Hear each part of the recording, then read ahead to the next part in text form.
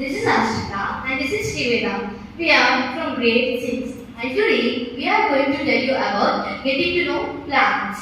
First of all, let's learn about the parts of a plant. In the plant, there are mainly two systems, root system and shoot system. Root system consists the roots which grow under the soil and shoot system consists stem, leaf, fruit and flower that grow above the soil. Plants are classified into different groups on the basis of the size and nature of their stems. Now my friend Veda will explain you about the classification of plants. Plants are classified into three categories on the basis of their size, shape and color. They are herbs, shrubs and trees. Herbs, the plants which has green tender stem and it is short, then we call it a herb. For example, rice, maize, wheat, etc. Shrubs, the plants which has a hard but thin stem are called shrubs. For example, rose, lemon, jasmine, etc. Trees, the plants which are tall and has a thick woody stem are called trees. For example, mango, banyan, etc. Now, my friend Ashrita will explain you about some other kinds of plants. You might know about other kinds of plants such as creepers and climbers. Let me tell you, creepers are the plants which have weak stems and spread on the ground. Such plants are called creepers. For example, watermelon and pumpkin. Coming to climbers, climbers also have weak stems. Climbers usually climb up other trees or walls. These such plants are called climbers. For example, grapevine, soft sugar. Now let's learn about the systems of a plant. In the plant, there are two systems, root system and shoot system. Now my friend Veda will explain you about the root system. Root system consists of a root and its branches. It is generally found under the soil.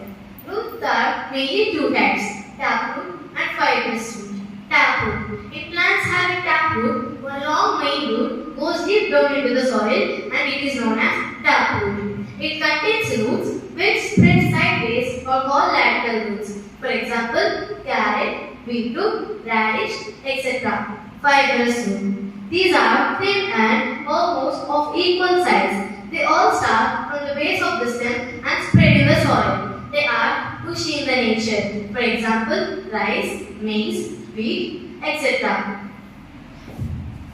Roots help to hold the plant firmly into the ground and prevent them from being carried away by the wind or thrown away by the water. Roots absorb water and minerals from the soil for making food.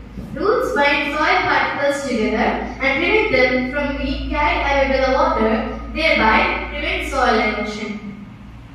The other parts of plant like root, like leaf, flower, stem, fruit grows above the soil. That is known as shoot system.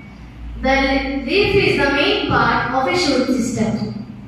Leaf is also known as the kitchen of a plant. It is a thin, flat and a broad expanded part of a stem.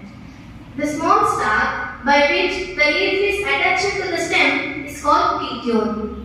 The broad expanded part of a leaf is called lamina. The central vein of a leaf is called midrib. A midrib helps to keep the leaf erect. The network of lines in a leaf are called veins. Do you know why the leaf is called the kitchen of a plant? Because leaves prepares food for the plant. This process is called photosynthesis.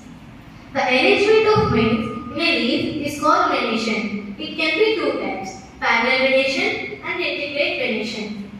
Parallel venation. When the veins run parallel to each other in a leaf, we call it a parallel venation. For example, banana, bamboo, sugarcane, etc. Reticulate venation. When the veins form a network across the leaf on the both sides of midrib is called reticulate venation. For example, people, China rose, mango, etc. Transpiration. Do you know leaves also lose water through their leaves? This process is known as transpiration. If you want to try this activity, take a polythene bag, tie it around the healthy stem bearing leaves. Later, you can observe water droplets form on inside on the bag. Do you know how the water droplets are formed? The water droplets are formed by condensation of water vapor lost by the plant during transpiration. That's all about the leaf. Now, our friend Ashika will explain you about some other parts of a shoot system. Now, let's learn about some other parts of the shoot system. First of all, let's learn about the stem. The stem keeps the plant erect and waves the flowers, fruits, leaves, etc.